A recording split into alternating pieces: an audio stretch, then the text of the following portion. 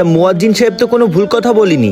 আমাদের গ্রামে জাবেদ আলী নামে 3 জন লোক আছে, তার ভিতরে আপনার বাবা একজন। আর দেখেন ভাই, তাদের ভিতরে যেহেতু আপনার বাবাই সুদ খেত, এজন্য গ্রামবাসী সবাই আপনাদের বাবাকে সুদখোর বলেই চেনে। হ্যাঁ, আপনাদের সামনে হয়তো বলে না, কিন্তু পিছনে সবাই আপনাদের বাবাকে সুদখোর বলেই চেনে। তাই বলে কি মুয়াজ্জিন সাহেব ওপেনে আমাদের বাবাকে সুদখোর বলবে? ও আচ্ছা, ওপেনে সুদখোর বললে যদি সমস্যাই হয়, তাহলে আপনারা গোপনে সেই সুদ কিভাবে খেতে পারেন?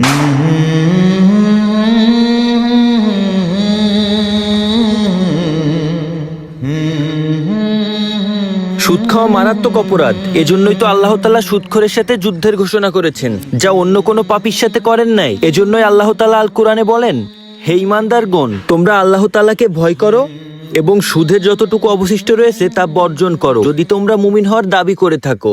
আর যদি তোমরা তা না করে থাকো, তাহলে তোমরা আল্লাহ তাআলা এবং তার রাসূলদের সাথে যুদ্ধের জন্য প্রস্তুত হয়ে যাও। সূরা বাকারা আয়াত নাম্বার 278 থেকে 79। এবং রাসূল সাল্লাল্লাহু আলাইহি সাল্লামও সুদের সাথে জড়িত সকল ব্যক্তিদের উপর অভিসম্পাত করেছেন, সুদের একটি টাকা জেনে বুঝে খাওয়া 36 বার ব্যভিচার করার থেকেও মারাত্মক। সুদের সম্পদ যত পরিমাণই হোক না কেন, তাতে কোনো বরকত নেই, কারণ সুদ গ্রহণকারীকে আল্লাহ তাআলা কিয়ামতের দিন কঠিন শাস্তি দিবেন। সুদের সম্পদ দেখতে যত বড়ই হোক না কেন, দিন শেষে সেটা ঘাটতির দিকেই সবাইকে ধাবিত করে।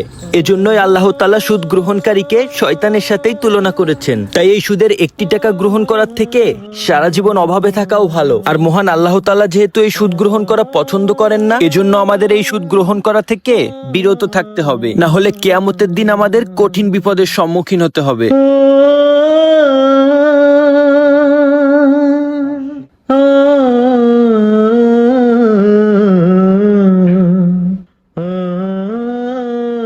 ইমাম সাহেব, আমরা আমাদের ভুলটা বুঝতে পারছি। সুদ সম্পর্কে আমাদের এত জ্ঞান ছিল না, আপনি আমাদেরকে এত সুন্দরভাবে বুঝিয়েছেন, এজন্য আপনাকে অসংখ্য ধন্যবাদ। হ্যাঁ ইমাম সাহেব, আজকের পর থেকে আমরা আর কোনোদিন সুদ খাবো না। আমাদের সুদের যত সম্পত্তি আছে সবকিছু আমরা গরিব দুঃখীদের মাঝে বিলিয়ে দিব।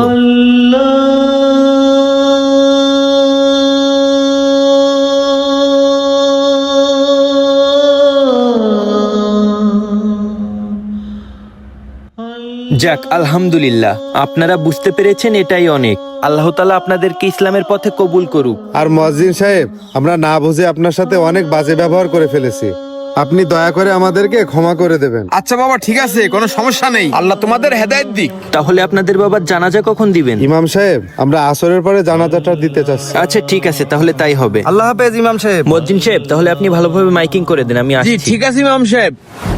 আল্লাহ তাআলা ইরশাদ করেছেন, যারা সুদ খায় তারা তার ন্যায় কবর থেকে উঠবেন যাকে শয়তান স্পর্শ করে পাগল বানিয়ে দিয়েছে। এবং আল্লাহ তাআলা